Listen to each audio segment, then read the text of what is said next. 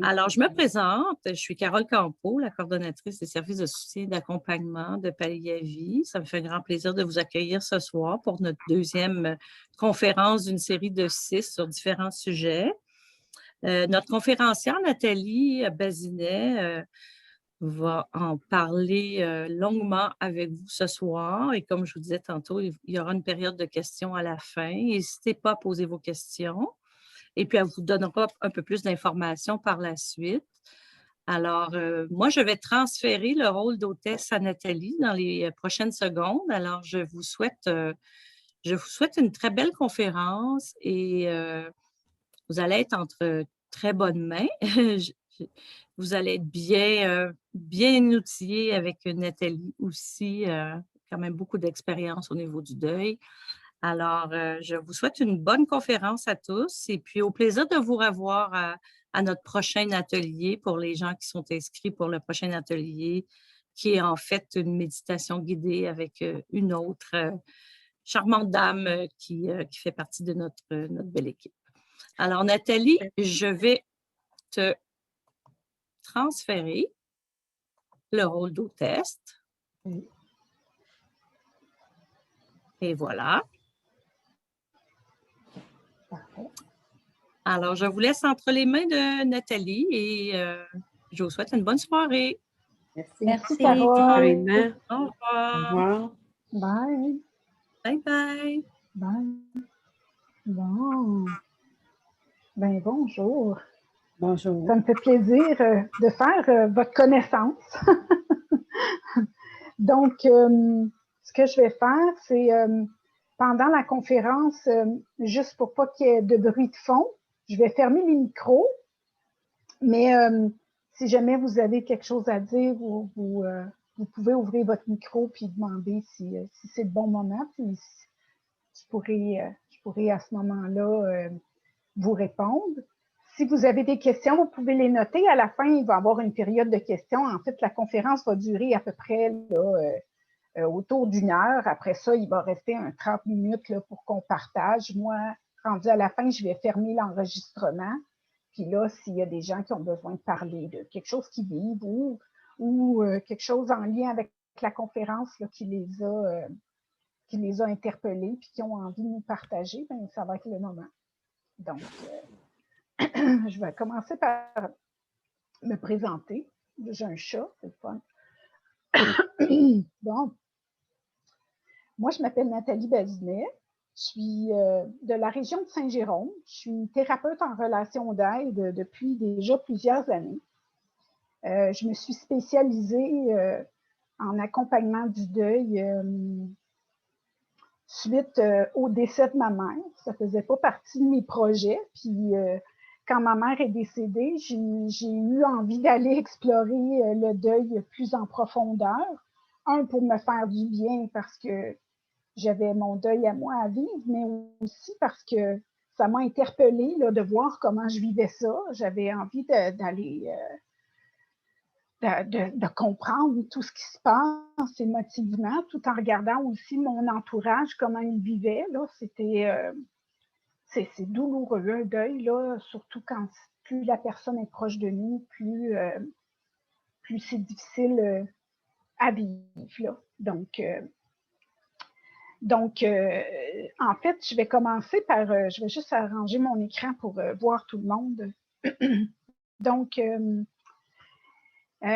aujourd'hui, ce que j'ai envie de commencer, en fait, c'est parler de la mort parce que on ne peut pas parler de deuil sans parler de mort. Donc, ça vient avec. C'est une réalité, on n'y échappe pas, hein, c'est la réalité de tout le monde et c'est inconnu, c'est mystérieux, ça peut faire peur. Donc, puis en fait, quand on vit, quand il y a quelqu'un dans notre vie qui décède, on est ramené ça nous ramène à notre finitude à nous, à notre propre mort. Et c'est difficile, tu sais, de perdre quelqu'un qu'on aime. Donc, moi, je me suis, en fait, j'ai suivi ma formation, je vous présente le livre, c'est Le deuil, une blessure relationnelle, écrit par Louise Racine. Louise Racine, c'était ma formatrice comme thérapeute en accompagnement du deuil.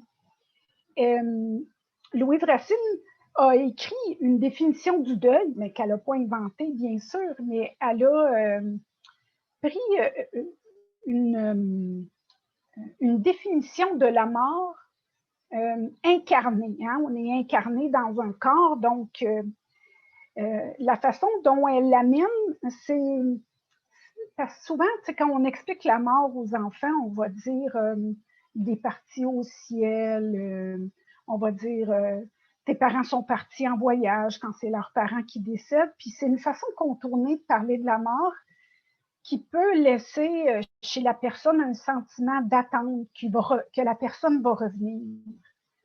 Puis, ben, c'est pas la réalité. Donc, dans mon approche, on approche la mort d'une façon en disant, en fait, quand une personne meurt, nous savons que son corps ne souffre plus. C'est réel, le cœur ne bat plus.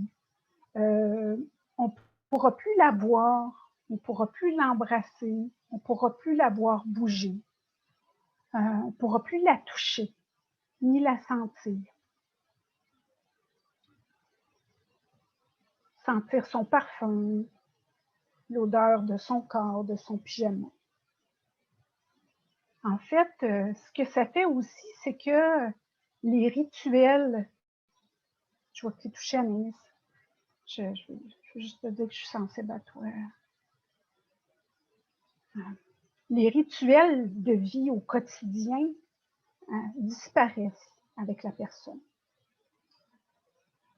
Fait que c'est certain que ça fait mal, c'est souffrant. Mais ce qu'on est certain aussi, c'est que le corps souffre plus. C'est vrai que c'est difficile de perdre quelqu'un parce que la mort est permanente, irréversible, mystérieuse et inconnue. Donc, il est normal d'éprouver de la peine quand on perd quelqu'un qu'on aime.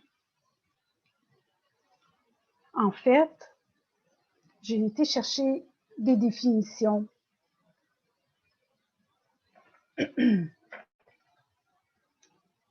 La définition que je viens de vous nommer, en fait, ce qu'elle fait, c'est qu'elle ramène dans une réalité certaine de la perte.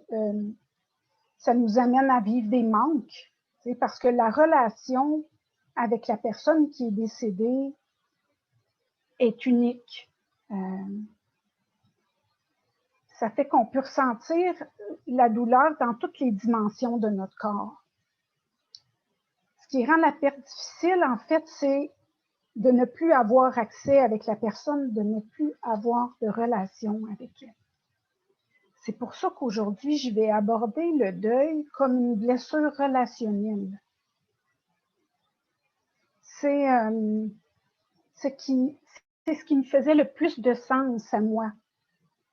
En fait, moi, quand ma mère était malade, dès qu'elle a été en soins palliatifs, je n'avais déjà plus accès à elle. Puis déjà, elle me manquait, mais elle était vivante. Mais elle ne pouvait plus me parler. Elle ne pouvait plus communiquer avec moi. Donc, aujourd'hui, je vais aborder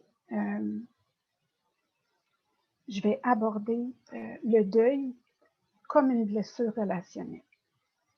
Quand j'ai regardé dans le petit Robert, en fait, le mot deuil, ça vient du mot doloré. Dolérer, D-O-L-E-R-E. Ça veut dire souffrir. Dans le petit Robert, quand on parle de deuil, la définition, c'est souffrir, douleur, affliction que l'on éprouve de la mort de quelqu'un. Dans le Larousse, ça prend aussi la même direction. C'est une tristesse profonde causée par la mort de quelqu'un. Même dans le DSM-4, là, qui est le manuel que les psychologues et les psychiatres utilisent là, pour faire des diagnostics, ils parlent du deuil comme comme une maladie ou un état. Ils reconnaissent le deuil dans le DSM-4 comme un phénomène naturel, une blessure psychologique plus ou moins profonde, qu'il faut prendre soin, il faut soigner, parce que c'est la plus grande source de stress que l'on peut vivre dans notre vie. Fait que c'est pas rien, là, perdre quelqu'un qu'on aime.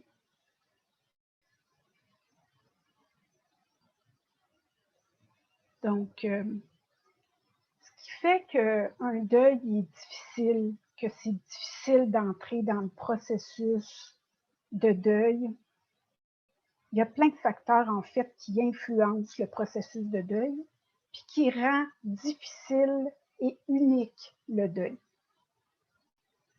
Ce qui fait que c'est difficile ou pas, il y a plein de critères. Un, il y a vous, qui vous êtes comme personne.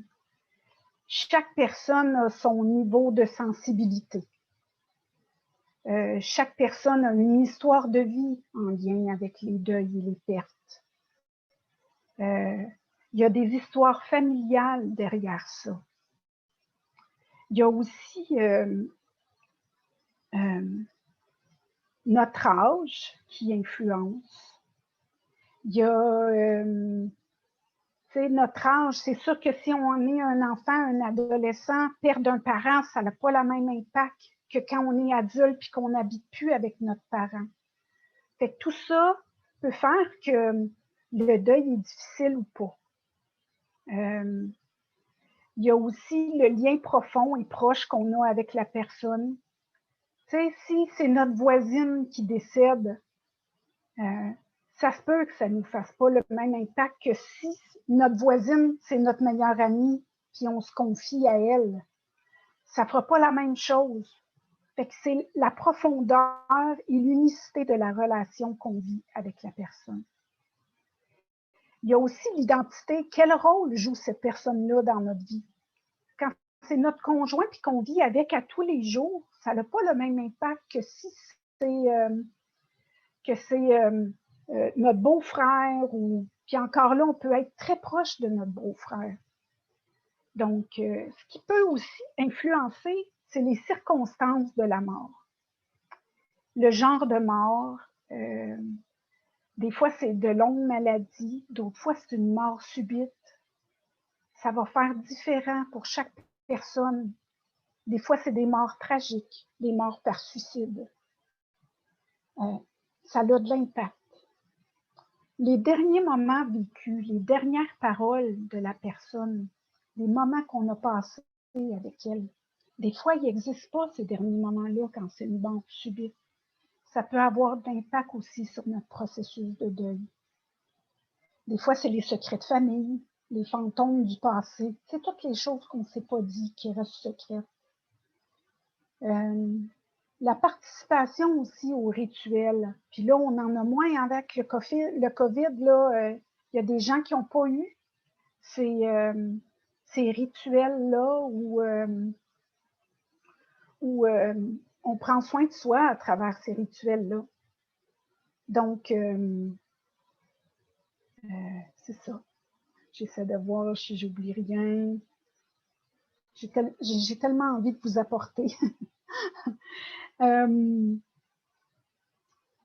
Donc, tu sais, ce que ça permet, les funérailles, c'est de vivre nos émotions, de partager avec d'autres gens ce qu'on vit, ce qu'on connaît de cette personne-là, mais aussi comment ça s'est passé, là, la fin. Il y a le contexte social. Tu sais, dans notre monde, on vit dans un monde de performance. Les Nord-Américains, il y a beaucoup de compétition. Souvent, on retourne au travail très, très rapidement après le décès d'un être cher. Fait que ça fait que on ne prend pas le temps de vivre nos deuils. Tu sais. Il y a tout notre réseau familial aussi. Si dans notre entourage, on ne parle pas de ça, de deuil, on ne parle pas de ça, de mort puis de maladie, ça a de l'impact. Si on fait partie de groupes culturels ou de groupes spirituels, puis qu'il y a de l'ouverture à en parler, ça se peut que ça soit plus facile. Donc, c'est ça. C'est sûr que aussi personnellement, si on est quelqu'un de sensible, qu'on a des prédispositions à la dépression, par exemple, si on a un faible estime de soi ou un manque de confiance en soi, ou tout simplement parce qu'on vit un moment vulnérable déjà avant que l'événement de la mort arrive, ça va avoir de l'impact. Fait que c'est ce qui fait que chaque deuil est unique. Puis chaque personne le vit différemment. C'est pour ça que du côté de mon approche, moi, ce que je dis, c'est les spécialistes de votre deuil, c'est vous. Vous êtes la meilleure personne pour écouter ce qui se passe, pour prendre soin de ce qui se passe. Mais des fois, d'être accompagné, ça aide. Donc, je vais vous parler ce que ça fait chez l'être humain quand on apprend la mort de quelqu'un qu'on aime. En fait, c'est toutes les dimensions de notre être qui est touchée. Je vais vous donner des exemples. Ce que ça vient toucher, là, ça vient toucher le corps. Ça vient toucher sur le plan affectif, émotionnel. Sur le plan rationnel aussi. L'imaginaire, puis ça peut toucher la spirituelle aussi. En fait, puis même si on a vécu d'autres deuils avant celui-ci, puis qu'on n'a pas vécu notre deuil, puis pris soin de nous, ce que ça peut faire, c'est qu'on peut déjà porter une grande charge émotive en lien avec la mort et le deuil, qui peut faire remonter à la surface quand il y en a un autre qui vient. De là, l'importance de prendre soin de soi. Puis ce que ça peut faire, c'est que ça peut faire que c'est plus long et plus intense. Donc je vais vous donner des indices, en fait, pourquoi. Qu'est-ce qui se passe dans l'être quand on apprend la mort de quelqu'un qu'on aime? Du côté corporel, le corps, c'est comme s'il était en sevrage. Il tombe dans le manque de l'autre, de la relation, là, de tout ce que j'ai nommé tantôt, le toucher, les odeurs, de partager ensemble, de partager des repas, tout ça manque. Fait que le corps va crier sa douleur de plein de manifestations. Ça peut être des sensations d'étouffement, des tremblements, des pertes de mémoire, une baisse d'énergie ou au contraire une hyperactivité. Il y a des gens qui vont se plaindre de maux de tête, de serrements dans la poitrine, des palpitations, des bouffées de chaleur. On peut avoir des problèmes de sommeil, soit qu'on dort tout le temps ou qu'on a de l'insomnie. Des troubles d'appétit, on n'a pas faim. Des douleurs musculaires, ça peut créer de la constipation, de la diarrhée. Le corps est en choc. Des troubles de vision. Il y en a même que ça affecte leur cycle hormonal. Il y en a même qui ressentent les mêmes douleurs, les mêmes symptômes de maladie que la personne qui est décédée. Les symptômes qu'ils avaient. Par exemple, quelqu'un qui est pris du cœur va dire « Oh, mon Dieu, je pense que j'ai ça moi aussi. » Ça crée des inquiétudes. J'ai eu, moi, un enfant en thérapie que sa mère est décédée. Quand il a appris, c'était une mort subite, quand il a appris que sa mère était morte, ses jambes ne pouvaient plus porter le poids de son corps. Il a passé 3 jours sans être capable de se tenir debout sur ses jambes. C'est revenu après, mais ça l'a inquiété. Ça a créé beaucoup d'inquiétude et d'insécurité, d'avoir le sentiment de perdre le contrôle de son corps. C'est un choc. Du côté émotionnel, on peut être envahi d'émotions. Ou au contraire, on dirait que ça gèle. On a le sentiment de rien ressentir. C'est comme si on se coupait. Ça se fait tout seul, là. On ne choisit pas ça, hein? Donc, on peut être envahi d'émotions. Il y a plein d'émotions liées. Ça peut être autant la colère que la peine, l'anxiété, la peur. Ça peut être de l'ennui. Il y en a qui sont enragés, sont fâchés après tout le monde autour d'eux. Des frustrations, de l'agressivité. Ça peut être, ça peut être tout ça, ça peut être quelques-uns. C'est pour ça que je dis que c'est unique à chacun quand on vit un deuil. Il y en a qui vivent de la honte, de la culpabilité, de l'impuissance. Ils aimeraient ça que l'autre vienne. C'est vrai qu'on est impuissant face à la mort, on n'a pas de contrôle. Il y en a qui vivent un sentiment d'abandon ou de trahison, comme si l'autre les avait trahis ou abandonnés. On peut vivre de la solitude, puis même du soulagement. Des fois, la personne a été malade longtemps. On est épuisé. Je vais admettre quelqu'un de nouveau qui arrive. Ça fait plein d'émotions. Bonjour, Joanne. Donc, ça peut faire plein d'émotions, de l'envahissement. Ce que ça peut créer aussi, c'est comme un chaos émotionnel où on a l'impression de devenir fou. Du côté rationnel, il y en a qui disent « je ne suis pas capable de le croire, c'est comme irréel ». Ils ont le sentiment de tourner en rond, ils se sentent perdus.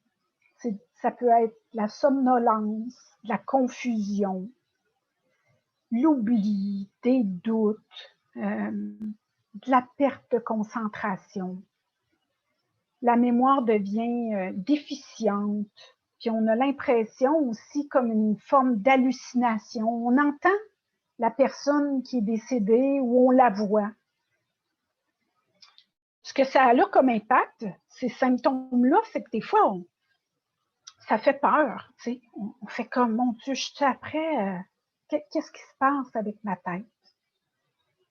Il peut y avoir aussi beaucoup d'imaginaire, là.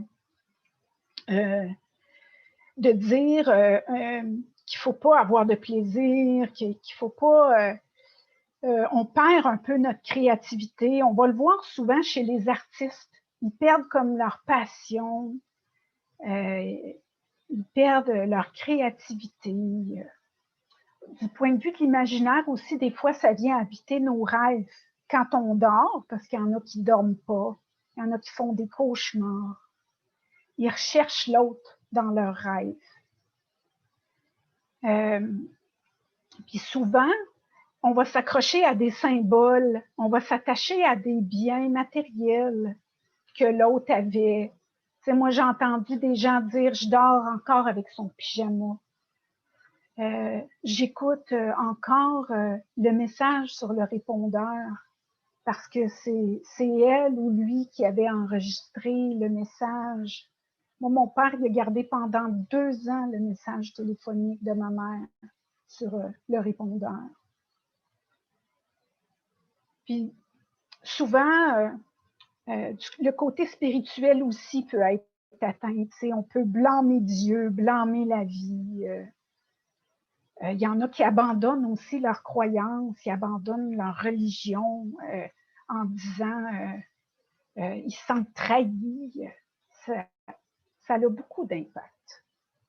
Puis dans cet espace-là, souvent, on perd de vue la réalité. On déconnecte, on n'est plus dans le moment présent. Moi, j'ai eu une cliente qui a perdu son mari après plusieurs années de vie commune, tu sais. Puis je me rappelle, elle avait une grande inquiétude quand elle venait me voir. Elle avait peur de ne plus jamais redevenir la femme qu'elle était.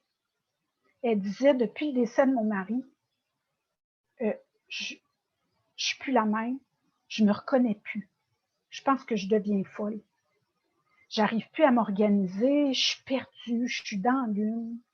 Je suis impatiente, fâchée après les gens, même elle dit, je suis gênée de dire ça, je me fâche après les choses aussi. Elle dit, je comprends pas ce qui est arrivé. Une journée vivant, le lendemain, il n'est plus là. Elle essayait de comprendre. Elle dormait pas beaucoup. Puis quand elle dormait, elle était réveillée. Elle se réveillait en sursaut. Elle dit, je me réveille, il n'y a plus de drap sur le lit, il n'y a plus d'oreiller. Elle dit, quand est-ce que je vais revenir moi-même, tu sais? Puis elle avait aussi peur, elle, de mourir. Puis elle avait aussi peur de vivre. Elle dit, ça va être quoi ma vie après ça? Tu sais, puis elle dit, quand je regarde comment elle est ma vie en ce moment, je ne serai jamais capable de retourner travailler. Elle me dit, ça va-tu revenir? Je vais-tu me retrouver? Je vais-tu redevenir fonctionnelle? J'ai pu la rassurer, tu sais, en lui disant tous les symptômes que je viens de vous nommer que ça peut créer.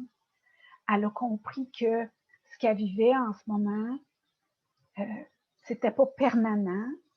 Puis, j'ai une nouvelle personne qui arrive, je vais la mettre. Que c'était pas permanent, puis que c'était normal. Qu'elle, son deuil, c'est comme ça qu'elle le vivait. C'était unique à elle, unique à la relation qu'elle avait eue avec cet homme-là, qu'elle n'avait plus maintenant. Donc, dans notre société, tu sais, j'en parlais tantôt, dans notre société nord-américaine où on vit dans la performance, la compétition, on peut se réaliser professionnellement, c'est un choc de vivre un événement comme ça dans sa vie. Ça met la vie sur stop pendant un instant. Puis, tu sais, c'est un sujet tabou. C'est beaucoup banalisé aussi. En fait, c'est souvent les employeurs s'attendent à ce que les gens reviennent au travail une semaine après. Puis c'est ce que les gens font quand ils suivent le processus normal de retour au travail. Puis en fait, c'est que ça se répercute dans le travail, hein, les problèmes de concentration et tout. Tu sais, les mots qu'on va utiliser quand la mort arrive dans notre vie, c'est tabou, fait qu'on essaie d'utiliser le mot mort. Tu sais, moi, je me rappelle, en 2018, il y a eu le premier salon de la mort à Montréal. Puis moi, à l'époque, je faisais ma formation, puis en accompagnement du deuil, puis je disais, j'aurais aimé ça, en fin de semaine, aller là-bas, tu sais. Puis je me souviens, j'ai une collègue qui me regardait, puis qui a dit, oh mon Dieu, pourquoi ils ont donné ce nom-là, de salon de la mort? Elle trouvait ça terrible. C'est ça que ça fait frissonner les gens. Quand on dit que quelqu'un étudie pour être thanatologue, les gens grimacent. Ils font comme, mais je comprends pas. C'est quoi cette idée-là? Puis on a besoin de thanatologues, là, mais c'est ça, c'est que ça a une connotation qu'on ne veut pas entendre, qu'on ne veut pas parler. Puis qu'on va utiliser des mots comme « j'ai perdu ma femme », sont partis en voyage, il est disparu. Aux enfants, on va leur dire qu'il est au ciel. Moi, j'ai eu un enfant en thérapie. Il était tout jeune. Puis,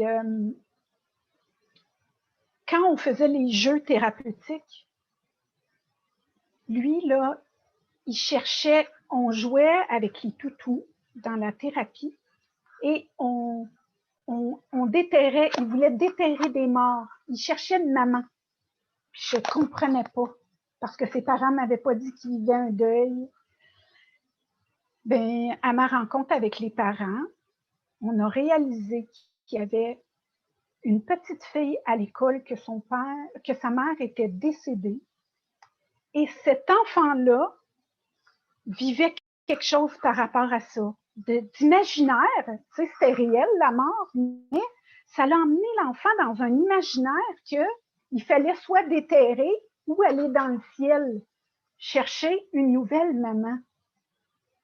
J'ai été vraiment impressionnée. Moi, ça m'a impressionnée comment les enfants, avec leur imaginaire et toute leur créativité, peuvent transformer ça.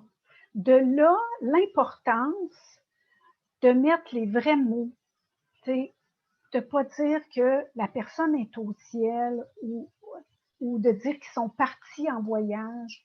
Ce que ça fait, c'est que ça laisse le sentiment qu'on va revenir parce qu'on revient de voyage. Puis le ciel, c'est immense. C'est dur pour un enfant de s'imaginer qu'on est au ciel. Fait que ça crée, c'est ça, une irréalité, une attente. Donc, c'est tellement tabou qu'on n'en parle pas. J'ai parlé avec une femme il y a quelques semaines qui me disait j'en parle plus de la mort de mon mari parce qu'elle dit je le vois que ça dérange, ma famille me fuit, ils sont tannés de m'entendre, j'ai peur de déranger. Ils me disent de penser à autre chose. J'ai eu une jeune fille aussi qui est venue me voir en thérapie. Elle avait une quarantaine d'années et elle me parlait de la perte de sa mère dans l'enfance en me disant le lundi matin, après la mort de ma mère, je suis retournée à l'école comme s'il n'était rien arrivé. Mon professeur m'a demandé comment j'allais. Elle a dit, j'ai pas répondu, je pouvais pas parler, je me serais mis à pleurer. Et on ne lui en a plus jamais reparlé. Fait que ça donne le sentiment d'être seul. Ça crée ça, ce sentiment de solitude. Ça crée l'isolement, que c'est pas correct d'en parler. Je dis pas que c'est ça pour tout le monde, là, mais en fait, ce qui fait que le deuil est difficile, c'est quand il n'est pas vécu, quand il n'est pas exprimé. Puis ça peut avoir de l'impact à long terme, particulièrement chez les enfants, étant donné que le développement du cerveau se fait graduellement jusqu'à l'âge adulte, puis qu'ils ont tout un imaginaire très créatif. Ça fait qu'ils portent, puis ça peut s'éveiller. Je sais, avec Joanne, on en a déjà parlé. J'ai déjà entendu une jeune fille que sa mère est morte depuis 10 ans, mais là, son bal de graduation s'en venait, et là, le deuil faisait surface. Là. Sa mère, elle ne serait pas là pour aller choisir sa robe. Donc, c'est ça. Puis en fait, on évite de dire les mots, on évite de... C'est pas pour rien. On ne veut pas souffrir. Par honte de se montrer vulnérable, par peur de vivre les émotions. Mais malheureusement, ça ne fait pas, quand on vit pas nos émotions, ça ne fait pas qu'elles disparaissent. Ça fait juste qu'on les remet à plus tard. Puis ça a de l'impact dans le corps. Je vais juste regarder si j'amène mon exemple ici. C'est ça. En fait, le fait de ne pas vivre les émotions, ça fait qu'on s'isole. On ne veut pas en parler. L'isolement, je dirais que c'est une des pires solutions pour l'endeuiller. Parce qu'en fait, d'où ça vient? Pourquoi on n'en parle pas? Ben, il y a toute la performance qu'il faut y aller, mais il y a aussi beaucoup de croyances, d'histoires familiales et de vécu. Des fois, ça fait partie des valeurs aussi. Là, j'arrive aux mythes ou aux fausses croyances là, qui peuvent laisser un sentiment que c'est pas correct. En fait, c'est que quand on en parle, on entend beaucoup de phrases. Les gens portent la croyance que dans un an, quand on va avoir vécu tous les premiers événements, donc notre premier anniversaire de mariage, c'est notre conjoint, la première fois que c'est son anniversaire, la première fois que Noël va arriver, la première fois que tous les événements significatifs qui étaient très relationnels avec la personne, qu'après avoir vécu tous ces événements-là, ça va s'apaiser tout seul. D'autres croyances aussi qu'on a, on va entendre que ça va passer tout seul, qu'on n'a rien à faire. On va dire à quelqu'un « hey, t'es fort, tu ne pleures pas ». Que le temps arrange les choses, que ça ne donne rien de pleurer, ça ne le ramènera pas. Il y a certaines personnes qui se font dire « t'es jeune, tu vas pouvoir te remarier ». C'est tout, c'est toutes des phrases, en fait, pour éviter de toucher à ce que ça fait vivre, d'entendre quelqu'un qui en parle. José Jacques, une psychologue spécialisée en deuil, disait que quand on se met à parler de deuil ou de mort, habituellement, ça prend entre 30 secondes et 1 minute avant que la personne à qui on en parle change de sujet. Puis ça va passer par des phrases comme ça. C'est « parle-en pas, ça va passer ». Si ça te fait pleurer d'en parler, arrête, parle-en plus. Puis il y a aussi l'autre croyance que parce qu'on est en deuil, on ne doit plus avoir de plaisir, puis on ne peut pas être heureux. Parce qu'il faut qu'on souffre. On est en deuil. Donc, fait qu'il y a plein de moyens inconscients qu'on va utiliser. C'est inconscient, on ne choisit pas ça, là. Il y a plein de moyens inconscients pour éviter de vivre notre deuil. C'est des mécanismes pour ne pas toucher à la douleur. Le premier, c'est l'état de choc. Souvent, ça arrive là, dès l'annonce. C'est un état de souffrance intense. Puis l'organisme, pour se protéger, il va produire des hormones comme si on était en danger. Fait que ce que ça fait, c'est que ça l'engourdit les émotions. Ça l'engourdit le corps. On a l'impression d'être indifférent, que c'est pas arrivé. Ça aide à passer à travers les premiers jours puis les premières semaines. Ça aide à rendre fonctionnel. Mais ça garde aussi dans un monde irréel. L'autre mécanisme qui peut s'installer, c'est l'évitement, la négation. On va résister. C'est une forme de résistance où on va faire comme si c'était pas arrivé. On parle de la personne comme si elle était encore vivante. On va garder les mêmes gestes du quotidien, comme si la personne était là. Servir 2 assiettes. C'est ça. Moi, mon père, il réchauffait la place à ma mère.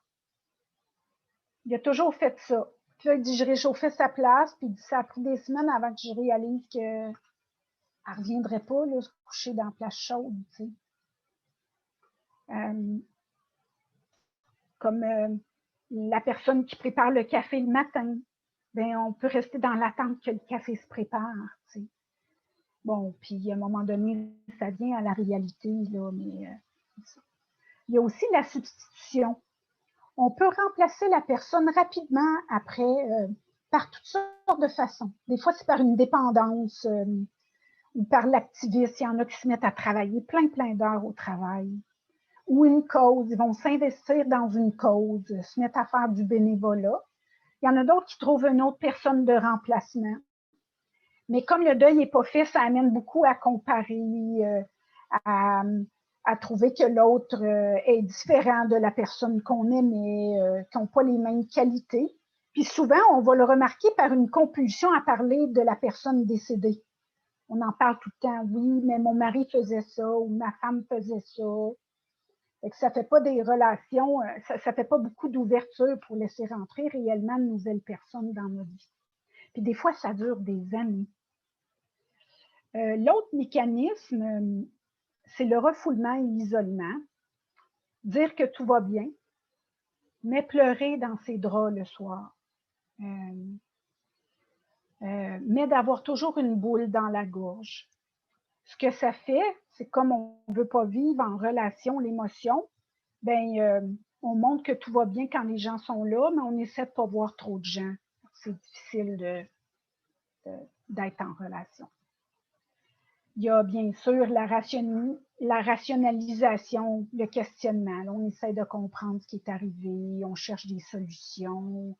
Des fois, on va se culpabiliser en se disant « si on n'avait pas fait ça, si on avait fait ça ». Des fois, on va lire des livres aussi pour voir si on vit notre deuil correctement. Ou de dire « dans les livres, ça dit ça ». Ça ne laisse pas beaucoup de place à l'unicité, à notre façon à nous de le vivre. Ça peut nous amener aussi à se déconnecter de la réalité ou à positiver. On essaye d'être positif. Ou bien il y a la dramatisation, ou à l'inverse, on reste pris sur les faits puis les événements. Ça, c'est arrivé, puis ça, c'était pas arrivé. On reste victime, en fait, de l'événement. C'est que ça fait qu'on n'a pas de moyens pour prendre soin de soi. Il y a l'idéalisation aussi. On perd de vue la réalité. C'est par exemple dans un couple, là, on s'entend dans un couple, l'autre, des fois, il nous tape ses nerfs, tu sais. Il fait des affaires, l'autre, qui nous fatiguent, puis qu'on chicane, puis... Mais tout ça n'existe plus quand on idéalise la personne qui est décédée. Elle nous manque, puis c'est tous ses bons côtés. On perd de vue, c'est la personne la plus aimante, la plus généreuse, elle était parfaite. Fait que, c'est ça. Puis ça amène à, quand on idéalise, ça aussi, ça peut durer longtemps si on ne prend pas soin de notre deuil, ça amène à chercher une autre personne parfaite comme elle dans notre vie. Okay. Fait que l'impact de ces mécanismes-là, en fait, ça nous maintient dans une incompréhension de l'envahissement d'émotions qu'on vit. Ça peut augmenter la confusion. Ça amène à se mettre à l'écart. Ça affecte notre confiance en soi, comme ma cliente là, qui avait peur de ce qui se passait là, pour elle. Il y en a qui perdent le goût de vivre, puis qui développent des troubles d'attachement. Ils ne veulent plus s'attacher, parce que s'attacher, ça crée, quand on a peur de perdre, l'attachement, c'est dangereux. Ça peut aussi créer des peurs. La peur de notre propre mort, de souffrir, ou d'être malade, ou de perdre de nouveau. Il y a des gens là, qui ont perdu quelqu'un d'un accident de la route. Ben, chaque fois qu'il y a quelqu'un qu'ils aiment, qui part en auto, ils deviennent hyper contrôlants. Là. Tu vas m'appeler quand tu vas arriver, puis là, il neige, tu ne vas pas sortir. Ça peut faire ça aussi. Fait que quand les deuils ne sont pas vécus parce que c'est tabou pour nous à cause de notre histoire de vie, à cause qu'on ne se sent pas correct de vivre ce qu'on vit, ça remet à plus tard, en fait, toutes les émotions qu'on porte. Puis souvent, on va observer, d'ailleurs, les deuils, c'est un taux d'absentéisme élevé dans les milieux de travail, dans les années qui suivent, quand les gens ne vivent pas leur deuil. Ça peut amener des états dépressifs, de l'anxiété. Quand ma mère est décédée, mon père, après 5 mois, il me disait « Hey, je vais-tu finir d'arrêter de pleurer, là?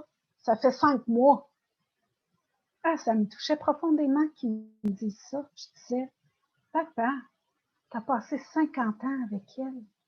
Penses-tu réellement que tu vas mettre cette relation-là dans un tiroir après 5 mois et que ça ne te fera plus rien? » Il me disait aussi quand je l'appelais « Pourquoi tu m'appelles là? Tu me fais pleurer. » J'étais la cause de ses larmes parce que je lui demandais comment il allait, puis il ne voulait pas en parler. Ce que ça a fait, c'est que 2 ans après le décès de ma mère, je l'ai appelé un matin pour prendre de ses nouvelles. Il m'a dit « Je suis allée à l'hôpital cette nuit. » Il m'a dit « Les médecins m'ont dit que je faisais de l'emphysème, qu'ils m'ont donné des pompes. » J'ai dit « OK. Est-ce que tu leur as dit que tu étais en deuil? » Ben non, ça fait 2 ans. Et puis en deuil. J'ai dit « Papa, je pense que tu fais de l'anxiété. » Moi, je ne connais pas ça, là, mais quand j'écoute ce que tu me dis que tu as comme symptôme, je pense que tu fais de l'anxiété. Il ne m'a pas cru. C'est correct. Il a vu son médecin la semaine après parce que ses pompes ne marchaient pas. Ça ne marchait pas. Puis mon père, son médecin, c'est un médecin de Saint-Jérôme qui venait de perdre sa femme.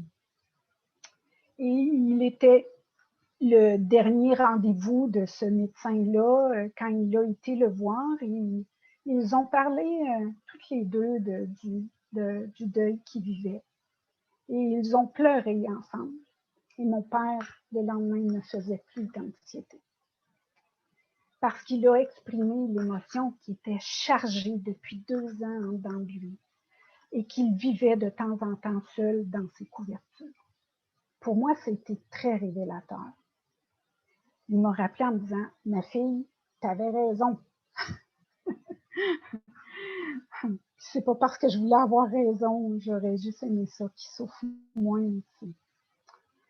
Mais bon, je pouvais pas le forcer à les consulter, je pouvais pas le forcer à m'en parler. C'est ça. Tu sais, moi, je me suis demandé, aujourd'hui, il y a beaucoup de ressources pour prendre soin de soi quand on vit un deuil. Il y a des maisons comme la maison de soins palliatifs qui offre des services d'accompagnement.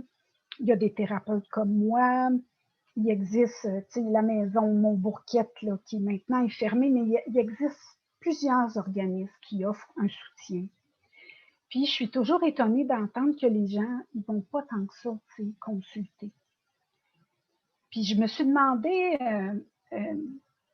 qu'est-ce qui fait qu'aujourd'hui on a plus besoin, qu'il y a plus d'anxiété, qu'il y a plus de refoulement.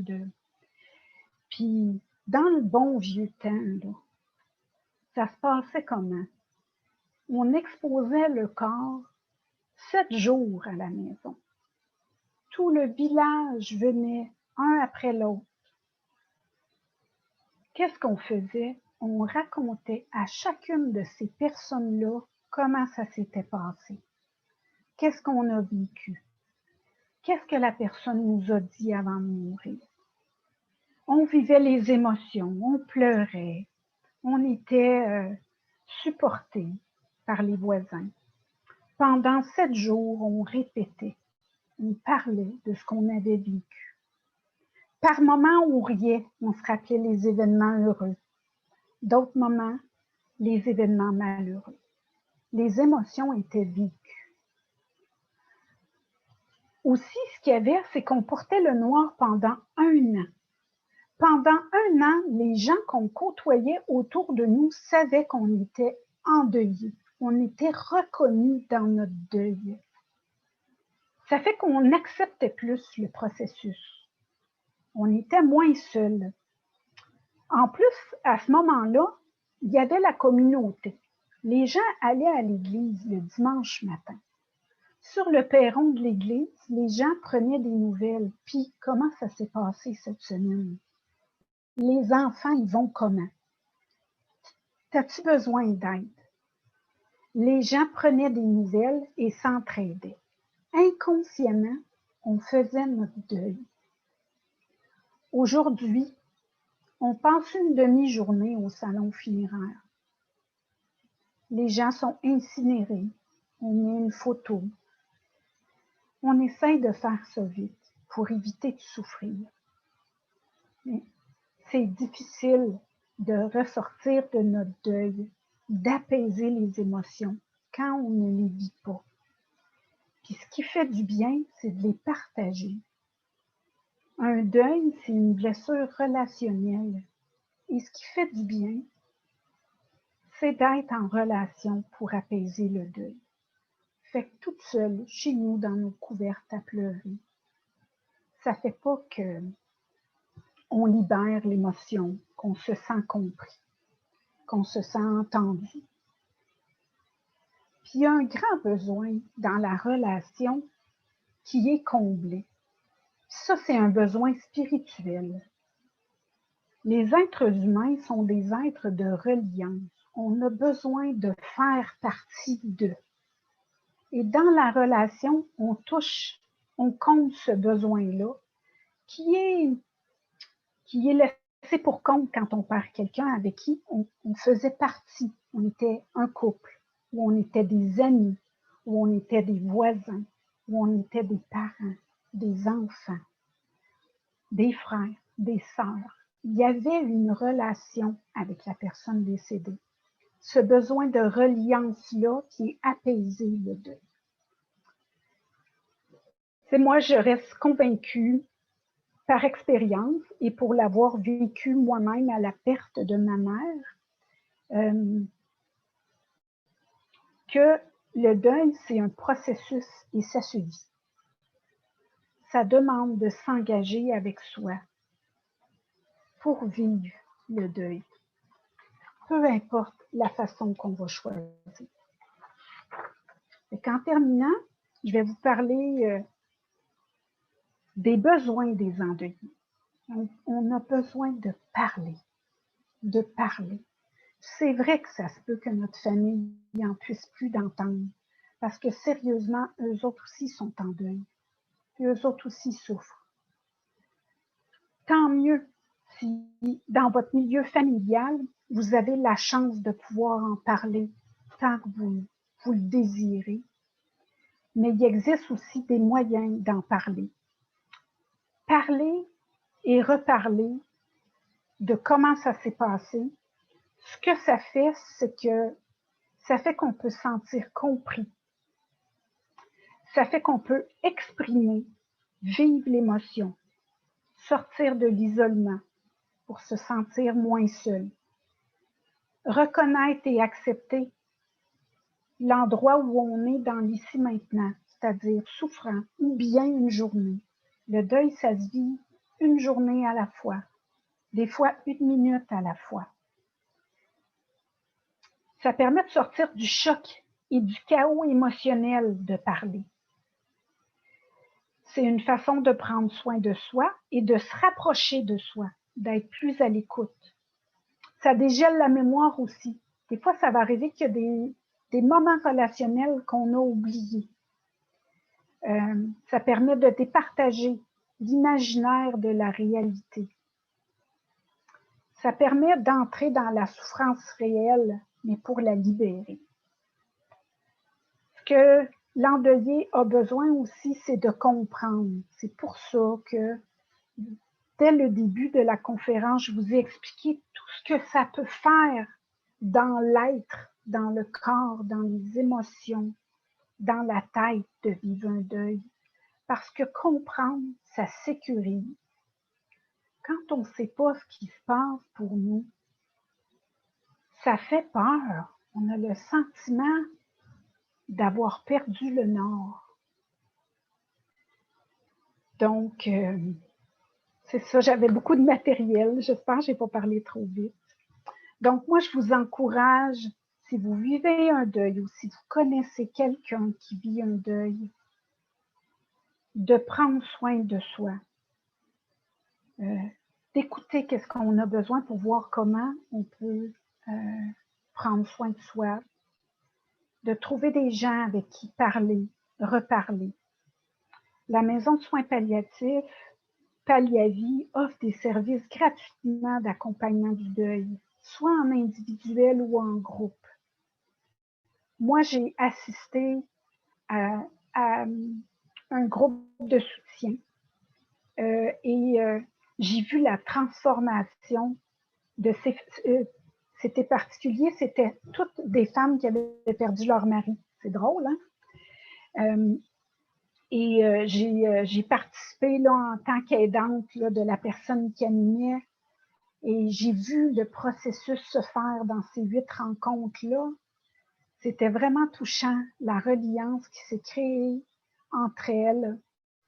Et il y en a une qui a dit à la dernière rencontre où on se rejoignait au restaurant là, pour la dernière rencontre où elle a dit « Oh mon Dieu, j'ai l'impression de rentrer à la maison avec vous. » Ça m'a vraiment touchée de voir là, que le lien qui s'était créé entre elles et comment ils avaient retrouvé plus de liberté dans leur corps, dans leur tête, et comment ils étaient plus fonctionnels dans leur vie. Moi, en tout cas, ça m'a vraiment impressionnée là, de voir l'impact sur elles. Donc, à Palliavie, il y a les rencontres individuelles. Il y a aussi les groupes de soutien qui durent 8 rencontres sur 8 semaines. Après ces 8 rencontres-là, on se retrouve après 1 mois, puis après ça, après 2 mois pour conclure.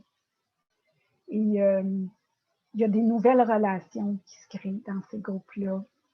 Puis ce que j'ai entendu, c'est qu'ils ne se sentent plus seuls.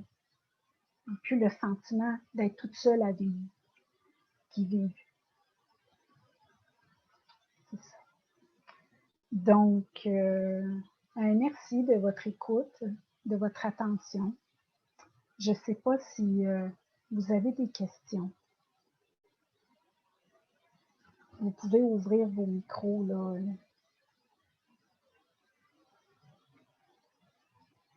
Des questions, des commentaires. Ça vous fait quoi d'entendre ce que je viens de vous dire? Ah, merci Marie-Claude. Ça me fait plaisir.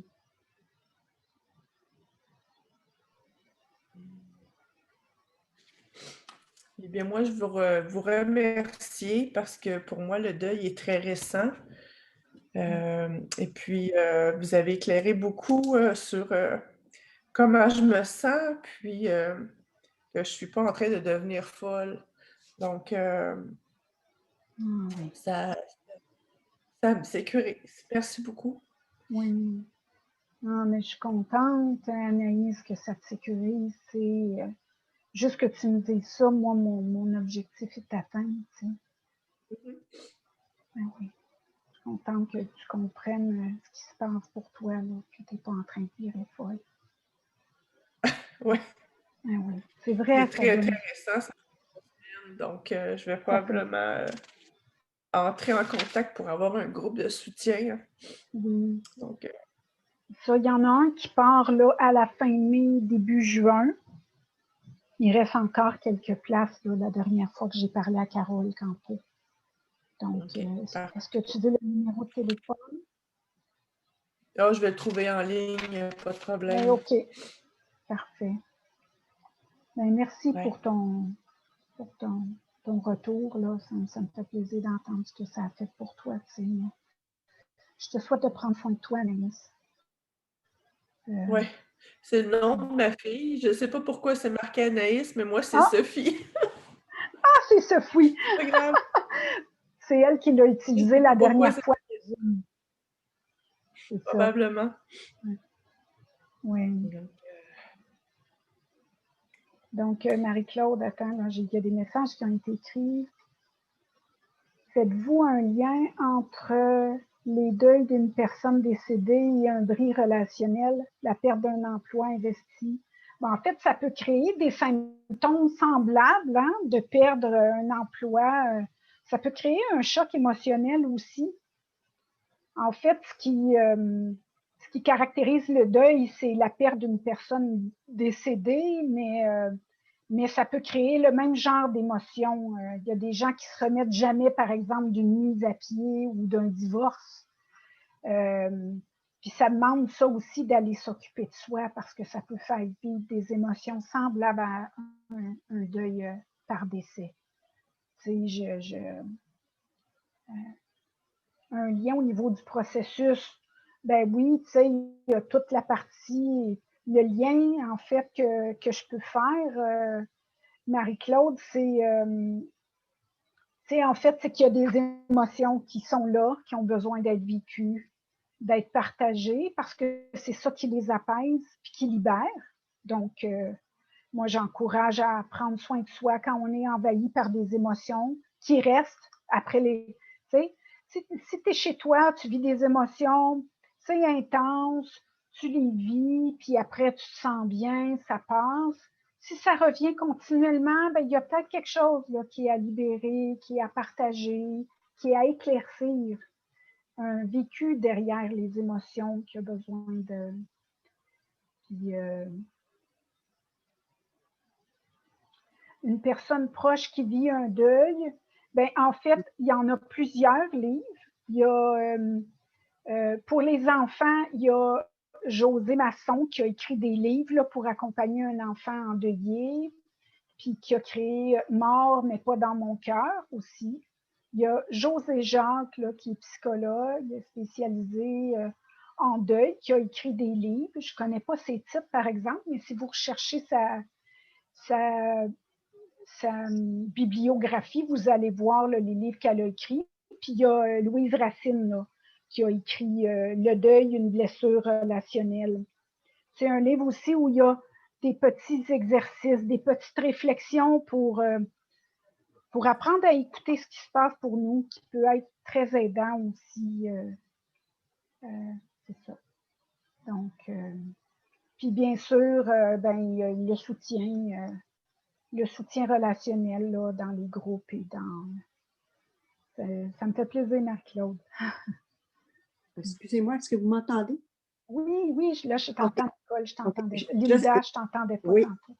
Oui, mais c'est ça, j'ai de la misère à mettre l'eau-parleur. Les ateliers, c'est des ateliers, les 8 séances. Hein? C'est pas un groupe de soutien où que les gens parlent chacun de leur deuil. C'est vraiment, je les ai suivis, ça, les ateliers. C'est des ateliers avec des thèmes à chaque, les 8 semaines de différents thèmes, différents sujets.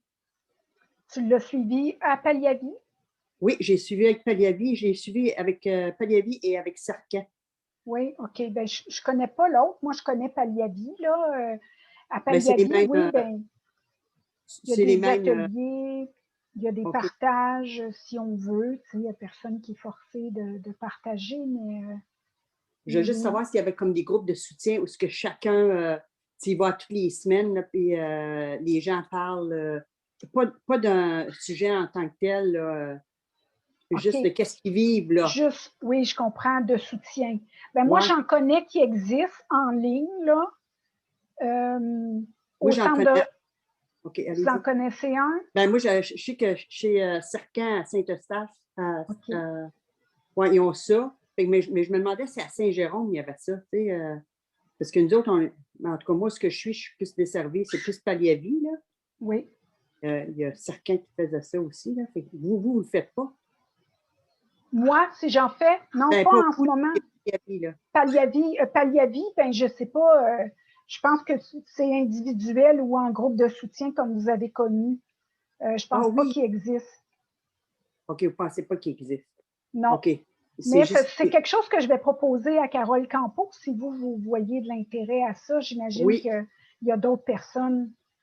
Oui, j'ai beaucoup aimé ça, mais là, avec le COVID, c'est sûr que ça a tout. Il n'y a plus rien qui se passe là, pour l'instant, mais oui, c'est intéressant, ça. Chacun à toutes les semaines, puis on parle de qu'est-ce qu'on a vécu durant la semaine, puis que ça aide beaucoup. Oui.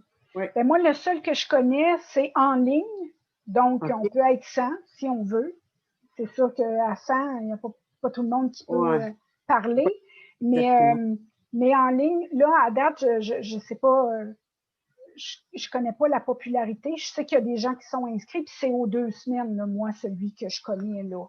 Okay. C'est Louise Racine qui les anime. Donc, celle qui écrit le livre, OK. Oui, c'est elle qui a écrit le livre, c'est elle qui les anime. Donc, c'est le Centre de relations d'aide de Montréal qui offre ça. C'est un service gratuit, les gens s'inscrivent, puis ils reçoivent le lien Zoom. Puis c'est de l'accompagnement qui est fait là, sans qu'il y ait un thème, les gens partagent entre eux. Ça fait qu'ils se sentent moins seuls, puis ils peuvent parler. Oui, puis c'est long, un deuil. Moi, ça fait 2 ans. Ça va faire 2 ans et demi au mois de juin, puis c'est encore difficile. Pas tous les jours, mais c'est encore difficile. Oui. Ben oui, il y a encore des moments difficiles, tu sais. Puis c'est réel, des fois, ça fait 10 ans, il arrive un événement qui nous ramène à notre deuil. Puis pendant un moment, on vit des émotions en lien avec ça. Puis tout dépendant, c'est qui. Moi, c'est mon mari. Puis mon frère. Mon frère s'est suicidé 2 jours avant que mon mari décède. C'est comme deux deuils. 2 deuils. Bon, il va jour par jour. Et c'est sûr que je cherche. C'est ça. Je lâche pas. Je cherche des endroits où aller chercher de l'information pour ça. Là. Ben oui. Bon. Ben oui. Ben, vous prenez soin de vous. Tu sais, c'est ça, hein, le deuil, ça fait pas là, parce qu'on trouve un moyen que c'est instantané, là, que ça disparaît. Tu sais. C'est un processus. Ça s'apaise avec le temps, dans l'accompagnement. Puis vous prenez les moyens, là, je vais vous reconnaître. Ouais. On apprend toujours. Regardez, à ce soir, là, je me suis vue là, dans les façons que j'agis. J'ai compris encore des choses ce soir. Je n'ai pas fini d'en apprendre. Oui. Bonjour Marlène. J'ai vu que vous nous aviez écrit là. Ça me fait plaisir. Merci de nous donner un petit mot.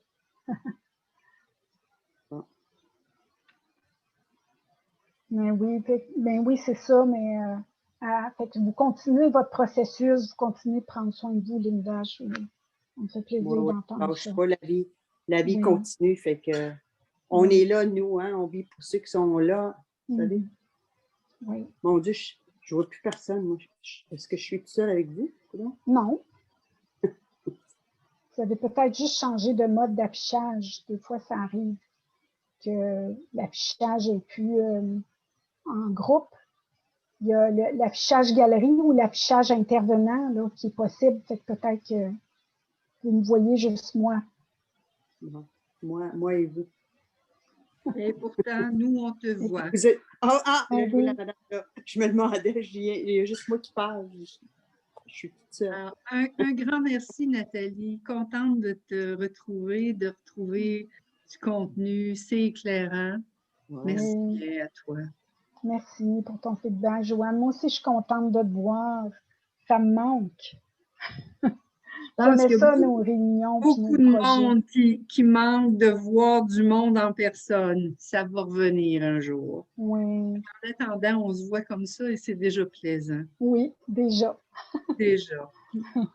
On va trouver des façons de se relier malgré c'est une belle façon, ça. J'aime bien. Ouais. Oui. Ah, je trouve ça le fun aussi, les témoignages des gens. Tant mieux si ça aide des gens. Oui. Je pense qu'on a besoin d'en parler plus. C'est vrai que c'est tabou, le deuil. On ne peut pas aborder ça avec n'importe qui. Il faut choisir avec qui l'aborder, mais il faut en parler. Oui. C'est ça. C'est précieux.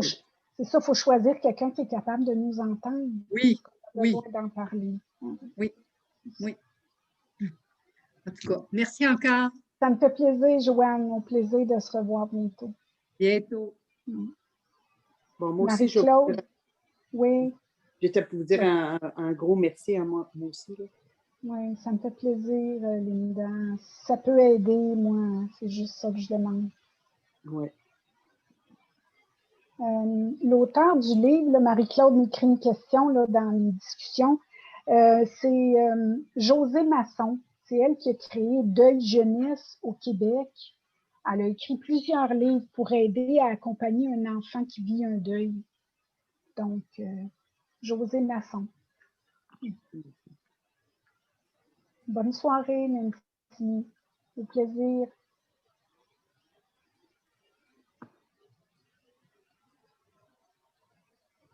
Moi aussi, je vais vous quitter. Je vais vous souhaiter une bonne soirée et un gros merci. Mais ça me fait plaisir. Bonne soirée. Merci beaucoup. Bienvenue, bonne soirée à tout le monde. Oui. Bye. Bye.